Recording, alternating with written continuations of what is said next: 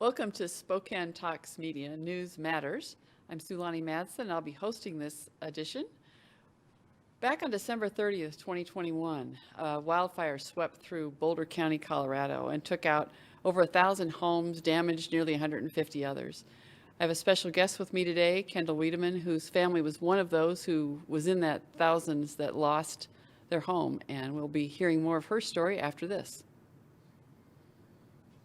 Perfect. Okay. So I'll put that ad in during post. Right, I figured that's what you would do. Okay. Okay.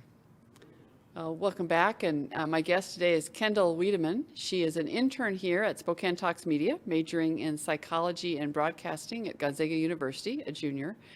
And she was late reporting for duty after Christmas vacation for the most tragic of reasons. Her family lost everything in that fire, and I'm going to invite Kendall here to welcome.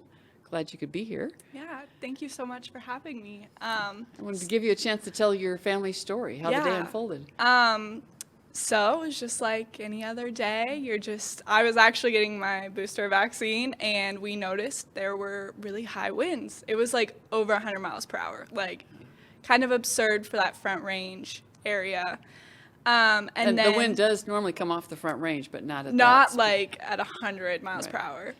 And so, we're driving back from Safeway, and we see smoke out of the left side of our car, and we're like, it's far off in the distance. We think it's going towards Boulder, so we're really worried about Boulder because a fire. It was super dry, climate change.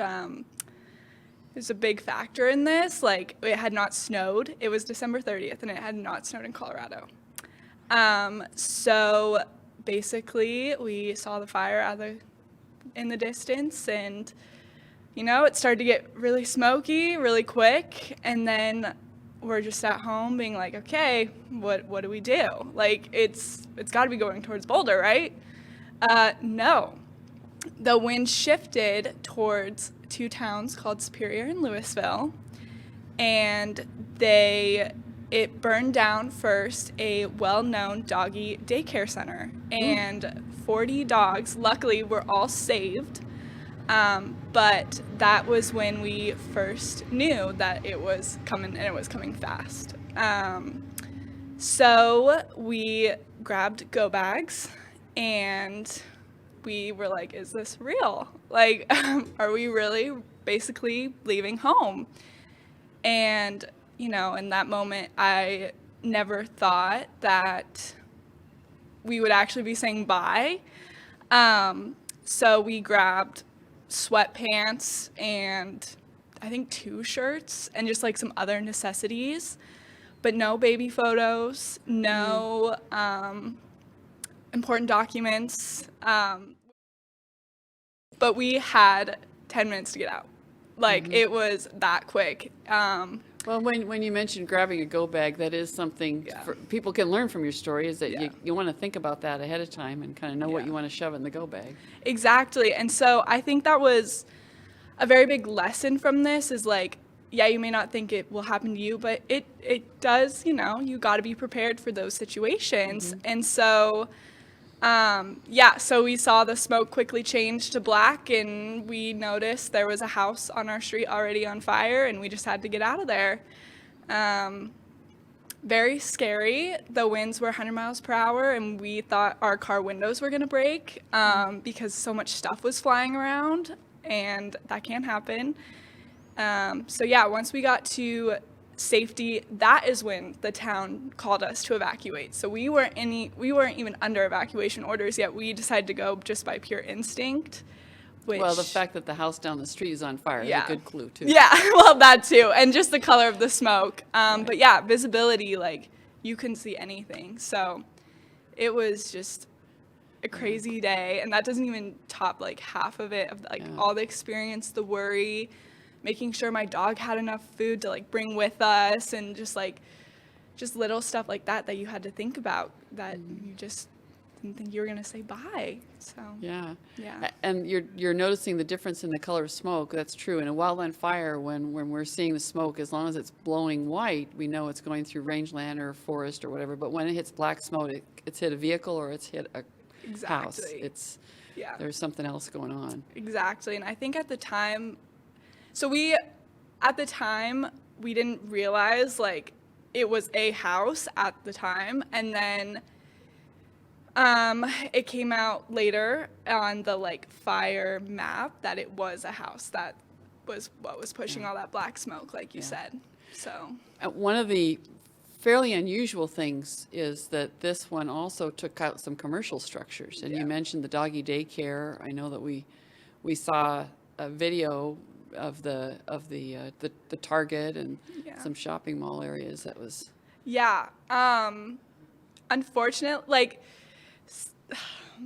so there were this is why we struggled with this fire so much, because there were only a few commercial buildings, and most of them were homes. Like you said, 1,000 homes were lost. But like our Target got very minimal damage, and then you look to the left and all these homes were like wiped out. And you're just sitting there thinking like, okay, out of anybody, like Target could repair, and now you have all these families who are struggling to repair and rebuild. And so, I would never wish that upon anything, but it is very interesting how the fire moved in like commercial areas and through homes. So you mentioned the rebuilding, and your mom is hoping to rebuild, and we had just a brief conversation in the studio a couple weeks ago about the impact of trying to work your way through the permitting.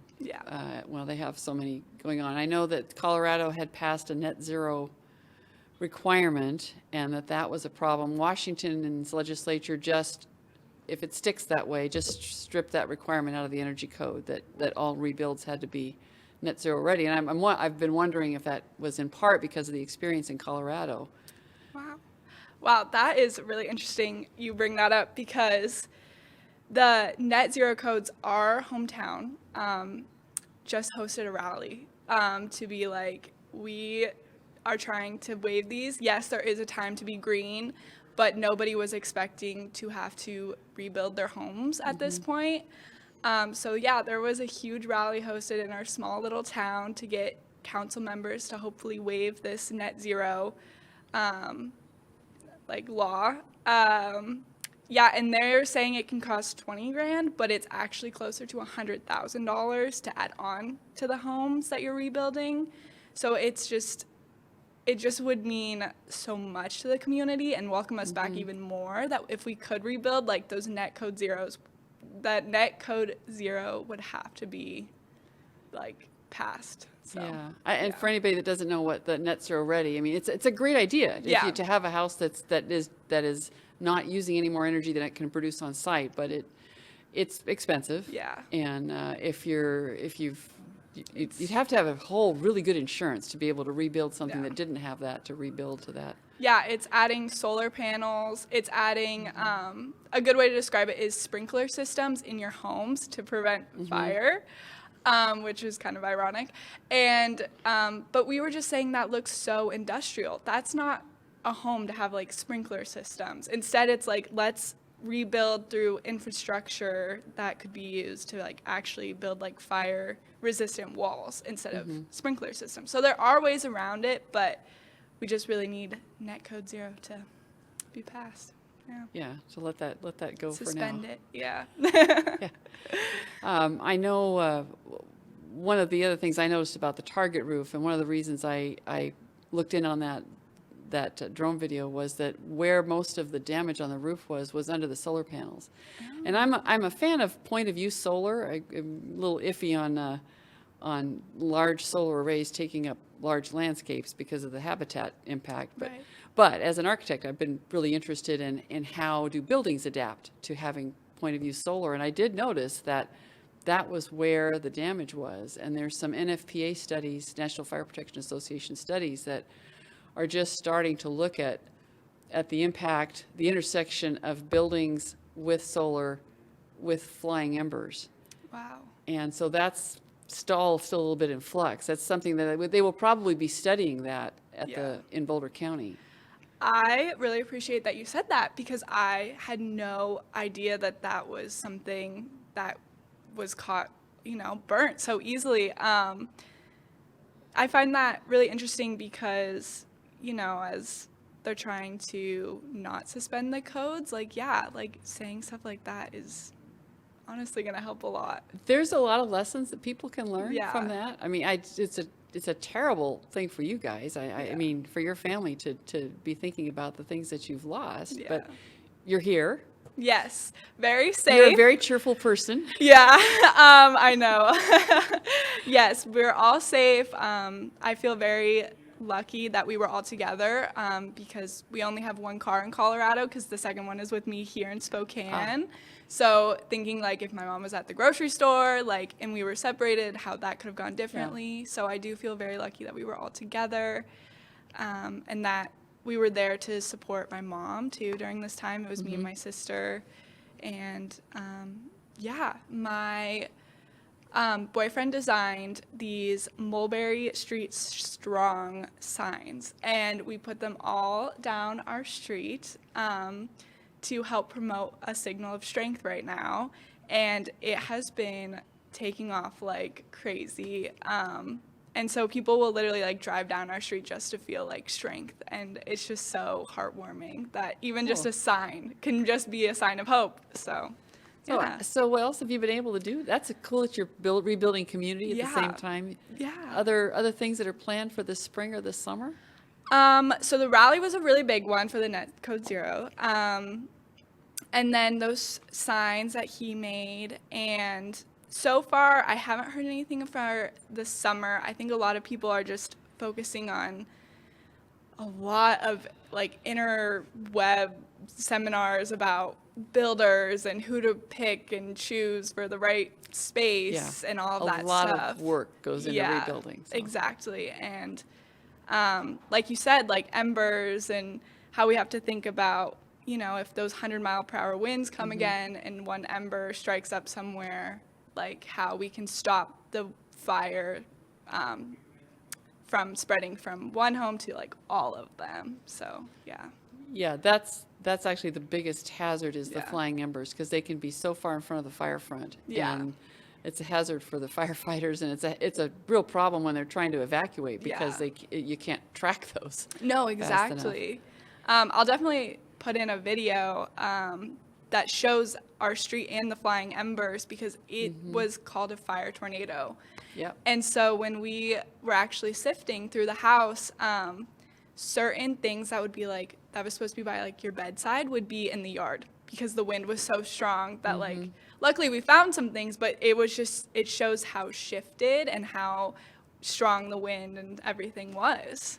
What were some things that you found? Good question.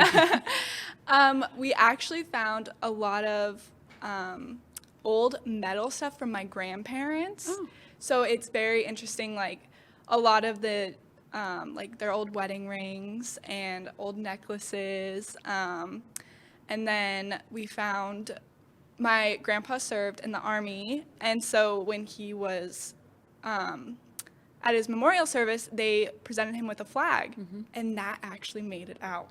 Wow. Yeah, and so it's just kind of this another sign of hope and strength, and out of everything, how did a flag like make it out? So it's really cool to have some of those keepsakes for the rest of our life. Yeah, I'm so glad that there's some important mementos. Yeah, no, for sure. Definitely feel lucky in that aspect too.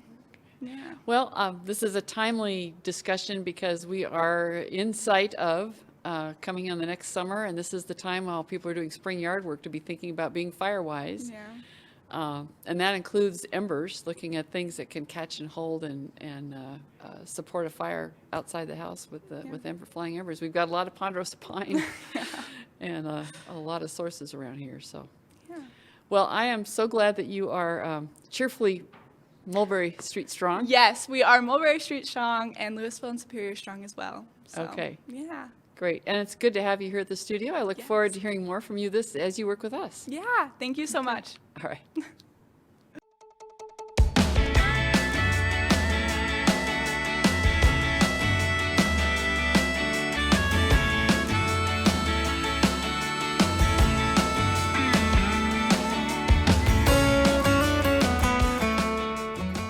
Hi, this is Larry Myers. Normally at River Ridge Hardware, here at Peters Hardware, where I've been blessed to be able to buy it.